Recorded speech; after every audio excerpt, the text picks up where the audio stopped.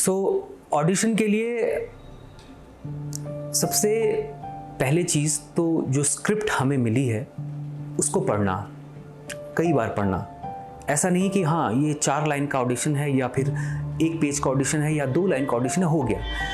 उसको पढ़ के उसको एनालिसिस करना कि हाँ ये क्या हो रहा है, कैसे करना है। और जैसे हम क्या करते हैं कि जैसे हम अगर माना कोई ऑडिशन मेरे पास नहीं है तो हम अपने से प्रिपेयर करके अपने ऑडिशंस बनाते हैं कि कोई एक फिल्म का मोनोलॉग ले लिया, किसी भी देवदास, गुरुदत्त की कोई फिल्म का, ओमपुरी की किसी पुरानी फिल्म का, नसीर साहब का, किसी बड़ी फिल्म का, वेडनेसडे का हो गए। बहुत सारी फिल्मों के मोनोलॉग्स हम तैयार करने की कोशिश करते हैं। सो अगर फिल्मों के मोनोलॉग हम अपने पर्सनल यूज़ के लिए तैयार कर रहे हैं तो सबसे पहली चीज़ है कि जिस एक्टर ने जो मोनोलॉग किया है, सपोज़ जैसे शाहरुख खान का एक बहुत फेमस मोनोलॉग है 70 मिनट वाला। तो अब क्या होता है कि कई एक्टर जब उसको परफॉर्म करने की कोशिश करते हैं तो क्या होता है कि वो, मैं ये नहीं कह रहा हूँ कि वो शाहरुख की मिमिक्री करते हैं, वो अपनी ही आवाज़ में बोल रहे हैं, लेकिन जो कॉमा, जो पॉजेस शाहरुख खान ने लिए हैं वही हम भी लेने लगते हैं, तो हमें पता नहीं चलता।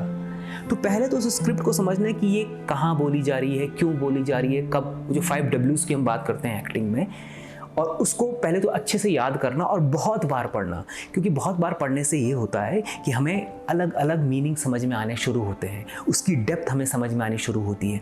ऑटोमेटिकली हमारे जो कॉमा, जो पॉजेज़ हैं, हम बहुत अच्छे से पॉजेज़ लेते हैं। नहीं तो क्या होता है कि हम कई बार जिस एक्टर ने बोला है उसी को फॉलो करते हैं, और माना अगर एक्टर ने एक डेड पॉज लिया, हम भी वो डेड पॉज ले लेते हैं, हमें पता नहीं कि हमने पॉज क्यों लिया।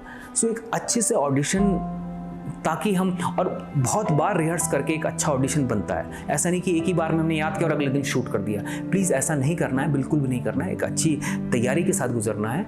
और मेन ये है कि अब किसी ऑडिशन में जब हम जाते हैं, वहाँ पे बोला गया कि आप अपना कोई स्पीच सुनाइए। आपने स्पीच सुनाया और आपका ऑडिशन ख़त्म हुआ और आप चले गए, और फिर उसके बाद आगे की प्रोसेस की वो आपको बुलाते हैं या नहीं बुलाते हैं। दूसरी चीज़, ऑडिशन में एक स्क्रिप्ट दी जाती है और हो सकता है उस स्क्रिप्ट में 2-3 एक्टर हों या कैरेक्टर हों। तो मेन चीज़ खुद को काम एंड कंपोज रखना बड़ा इंपॉर्टेंट है। जैसे आजकल 2 चीज़ें हो रही हैं कि एक तो ऑडिशन हम, या तो ज़्यादा पोस्ट कोविड ये चीज़ें हो गई कि ऑडिशन आपको घर से ही बना के भेजना है। तो घर से ही बना के भेजने में सबसे इम्पॉर्टेंट चीज़ है कि पहले तो आपका कैमरा जो है वो आप उसमें अच्छे से दिख रहे हो या नहीं, लाइटिंग सही है या नहीं। और मेन चीज़, अगर आपका मोनोलॉग नहीं है और कोई डायलॉग ऐसा है कि जो कोई क्यू है उसमें, कोई 2-3 डायलॉग किसी और ने भी बोलने हैं, तो मेन चीज़ है उस व्यक्ति को ढूंढना जो अच्छे से आपके साथ डायलॉग बोल पाए। ये सबसे बड़ा चैलेंज है।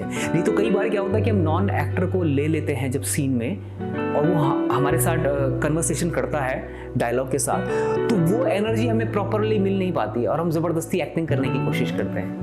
तो ये इस चीज़ से हमें थोड़ा सा अवेयर रहना है। और हाँ, अगर मोनोलॉग है तो उसको अच्छे से पढ़िए और एक अच्छे कॉन्फिडेंस के साथ उस कैरेक्टर को समझ के उसको एक, जहाँ पे भी आपको इंस्ट्रक्शन मिला है कि आपको कैमरे पे देख के बोलना है या नहीं बोलना है, ये भी पूछना बड़ा ज़रूरी है कि अगर मोनोलॉग है तो क्या मुझे कैमरे पे देखना है, या right side of the camera देखना है, या left side of the camera देखना है। ये भी पूछना बड़ा ज़रूरी है एज एन एक्टर। ये सवाल, और जो भी आपको ऑडिशन भेज रहा है, जो भी आपके सवाल हैं, ये सवाल करने से नहीं डरना है। हो सकता है कि आपने सवाल नहीं किया, जो उसने बोला आपने कर दिया, और जो एक्यूरेट जो ब्रीफ था आपको समझ में नहीं आया, और फिर हमें लगता है कि यार हमारा सिलेक्शन क्यों नहीं हुआ, है ना। सो ऑडिशन, मोनोलॉग तो तैयार रखिए, लेकिन साथ में मोनोलॉग की बारी बहुत कम बार आ पाती है।